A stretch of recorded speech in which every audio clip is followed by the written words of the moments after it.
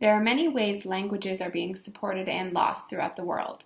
The articles we read focus their support on bilingual education and the loss mainly through politics and the power of ideology. Bilingual education has many benefits to students and school stakeholders, and one of the main benefits is that of language support. The support helps students who are learning English or the dominant language of the country they live in, while still bolstering their L1 knowledge, usage, and literacy.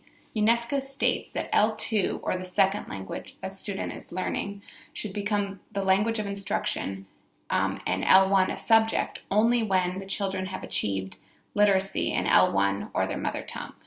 Students in bilingual classrooms are supported with the foundation of their native tongue rather than immediately immersed in a new language and culture.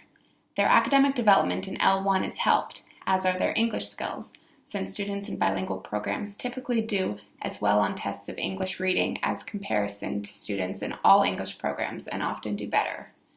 In the journal article I found, bilingual education in the United States, especially for Spanish speakers who make up 2/3 of ELLs, is discussed.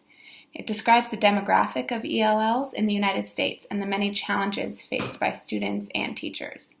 Research on best practices for bilingual education is discussed, with the conclusion that we must advocate for our multilingual and bilingual students, including large groups of Latinos, to have an equal and genuine opportunity to succeed academically and have access to higher education in middle class America in the 21st century. This article works to find solutions to the problematic ideologies discussed in Darter's article. The author of this article advocates for ELLs and immigrants to have access to quality education without losing their native tongue. The author, Gonzalez, acknowledges the cultural and political powers of language and describes ways for speakers of different languages to work together for education. In the news article I selected, bilingual education is written about as a way to increase employability of Washington, D.C. public school graduates. Trends in the city now dictate that many jobs prefer candidates with Spanish knowledge or as well French, Chinese, and Arabic.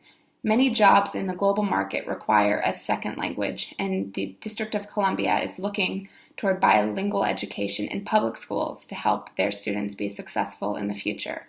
This article shows a different ideology than those described in Darter's article, as other languages are becoming more present and lucrative, and just one language, English, is not enough. On the other side of language, certain languages face a distinct lack of support in the world. Darter states that the politics of language signals formidable struggles around the world where inextricable relationship of language, ideology, and power is clearly unmistakable. Throughout his article, Language, Ideology, and Power, he gives numerous examples of communities and tribes that have faced and currently face cultural persecution that is specifically targeting languages. Language is targeted because it is essential and powerful. Stripping a society of native language is like stripping it of its culture and heritage.